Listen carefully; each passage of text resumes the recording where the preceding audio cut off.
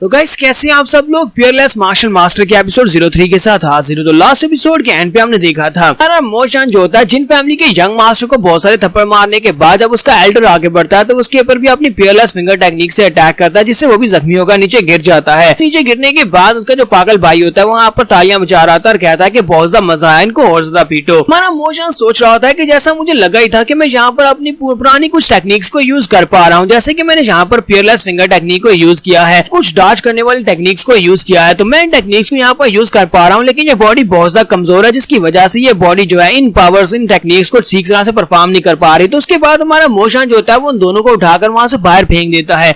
तो मोशान दोनों ही एल्डर उसके साथ साथ जिन फैमिली के यंग मास्टर दोनों को उठाकर बाहर फेंक देता है। तो एल्डर जिन फैमिली के यंग मास्टर को पकड़ता है, उसे कहता है कि यंग मास्टर प्लीज जल्दी से उठे, हमें वापस जाना होगा। मास्टर जिन बहुत ज्यादा गुस्सा होता है, गुस्से के साथ चिल्लाकर कहता है कि मैं आज की अपनी इंसल्ट को बिल्कुल भी नहीं भूलने वाला और मैं तुम्हारी इस इंसल्ट का बदला 1000 गुना वापस करूंगा, देखना बहुत ही जल्दी वापस आऊंगा। तो हमारा मोशान उसे कहता है कि अच्छा ठीक है, तुम्हें जो भी उखाड़ना है उखाड़ लेना, बस यहाँ से दफा हो जाओ, मेरी मो फैमिली में दिखाई मत देना। हमारा यंग मास्टर जिन उसे कहता है कि 1 महीना, सिर्फ और सिर्फ 1 महीना, 1 महीने के बाद मैं देखना तुम्हारी मो फैमिली का नामो निशान मिटा दूंगा, तुम्हारी मो फैमिली खत्म हो जाएगी। अरे इस कॉन्टिनेंट के ऊपर मो फैमिली का नामो निशान नहीं होगा। और उसके बाद जिन फैमिली का यंग मास्टर वहां चला जाता है, जबकि नेक्स्ट सीन में मेन हाल का दिखाया जाता है, जहाँ पर हमारा यंग मास्टर मोशान जो होता है वो पैट्रियार्च की कुर्सी के ऊपर बैठा होता है। इसके साथ जान चुन उसे कहते हैं मोशान जी तुमने क्या कर दिया, तुम अभी भी यहाँ पर हमारी फैमिली के नए पैट्रियार्च बने हो। नए पैट्रियार्च बनने के साथ ही तुमने यहाँ पर जिन फैमिली के साथ अपने रिलेशनशिप को खराब कर दिया है। तुमने जिन फैमिली के लड़के के साथ जो कुछ भी किया है, उसके बाद क्या तुम्हें लगता है कि जिन फैमिली के लोग हमारी फैमिली को यहाँ पर जिंदा रहने देंगे, वो हमारी फैमिली को बिल्कुल भी नहीं जीने देंगे। यहाँ पर एक और एल्डर होते हैं, वो भी यही कहते हैं, वो कहते हैं मास्टर मोशान चले ठीक है कि आपने उनके मैरिज प्रपोजल को मना कर दिया। मैरिज प्रपोजल को मना करना एक अलग बात थी, लेकिन आपने जिस तरह से उनके यंग मास्टर के साथ बर्ताव किया है, मुझे लगता है कि आपने कुछ ज्यादा एरोगेंटली बिहेव कर दिया, का खमियाजा अब हमारी फैमिली को भुगतना पड़ेगा। मोशान एल्डर से पूछता है सुप्रीम एल्डर आप इस बारे में क्या सोचते हैं। तो सुप्रीम एल्डर उसे कहते हैं कि यंग मास्टर मुझे लगता है कि आपने जो कुछ भी किया है वो बिल्कुल ठीक किया है,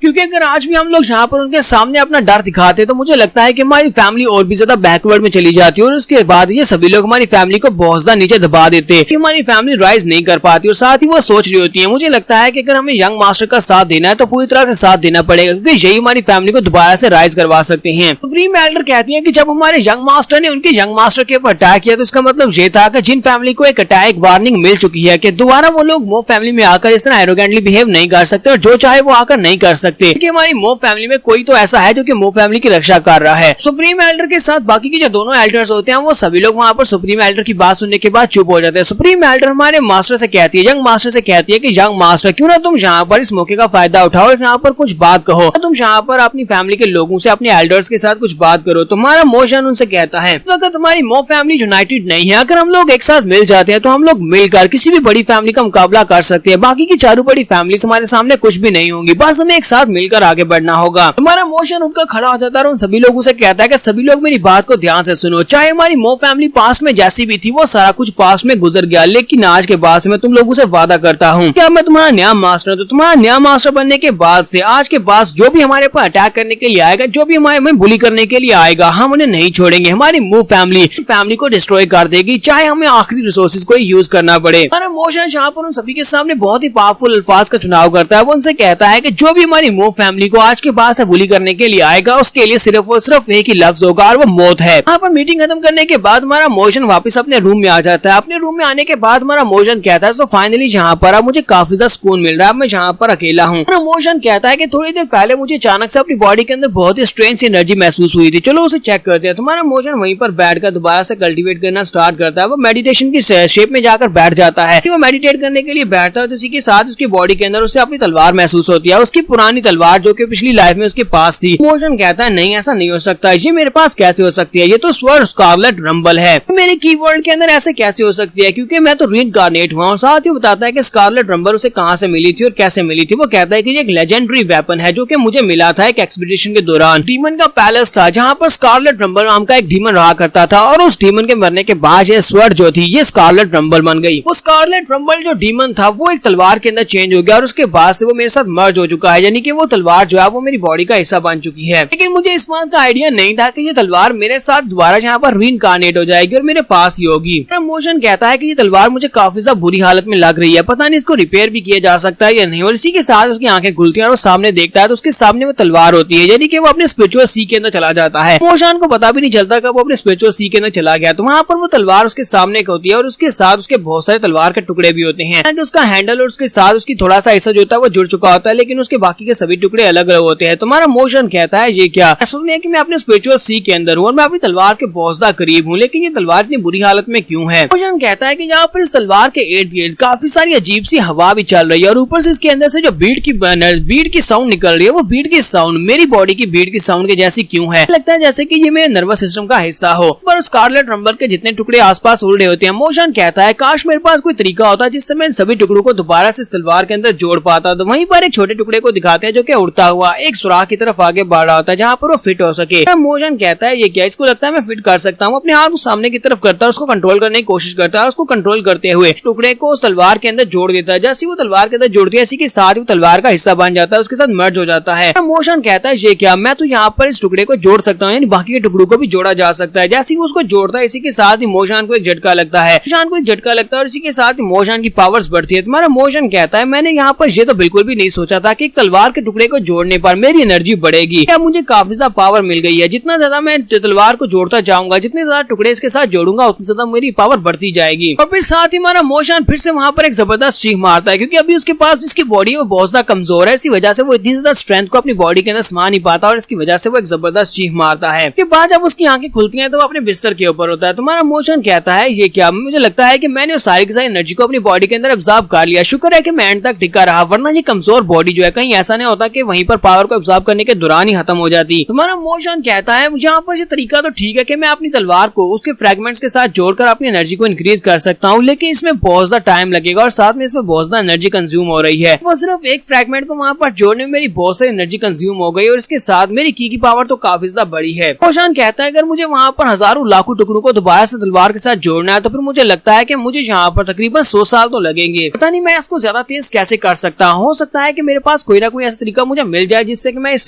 काम को तेज कर सकूं और तलवार के टुकड़ों को तेजी के साथ जोड़ सकूं। नेक्स्ट सीन में दूसरे हाल का दिखाया जाता है जहाँ पर मास्टर जियानचुन बैठे होते हैं। मास्टर जियानचुन काफी गुस्से में होते हैं और कहते हैं कि जरा उस कमीने की हिम्मत तो देखो, उसने कितनी बदतमीजी के साथ मुझसे बात किया, हालांकि मैं फैमिली का पैट्रियार्च रह चुका हूँ। साथ ही ये दूसरा एल्डर है या फिर उसका बेटा भी हो सकता है। तो वो उसे कहता है मुझे नहीं पता कि उस लड़की ने ये सब कुछ कैसे मैनेज किया, लेकिन ग्रेट एल्डर सुप्रीम एल्डर जो है वो मोजान के साथ है और उसके हर फैसले को सपोर्ट कर रहे हैं। अगर वो उसके साथ है तो उसका मतलब यह है कि हमें मोजान को ही अपना नया पैट्रियार्च मानना पड़ेगा और हो सकता है कि मोजान के फैसलों की वजह से हमारी फैमिली को यहाँ पर कुछ बहुत ही बुरा भुगतना पड़े। कल जियानचुन कहते हैं कि मैंने उसके फादर के मरने के बाद बड़ी मुश्किल से अपनी जगह बनाई थी नए पैट्रियार्च के तौर पर, नया पैट्रियार्च बन चुका था कि ये कमीना लड़का फिर से कहीं से उठकर खड़ा हो गया। हालांकि मैंने इसकी मैडियंस को बर्बाद करवा दिया था। इस लड़के की वजह से मैं दोबारा से वही सब कुछ नहीं झेलना चाहता जो मैं पहले था। इस लड़के ने खुद मुझे मजबूर किया है इसके साथ ये सब कुछ करने के लिए, तो अब इस लड़के को मरना होगा। यहाँ पर हमारी एपिसोड 03 का एंड हो जाता है। तो एपिसोड की एक्सप्लेनेशन अच्छी लगी तो कमेंट करके जरूर बताइएगा। चैनल को सब्सक्राइब कर दे, वीडियो को लाइक और शेयर कर दे। शुक्रिया।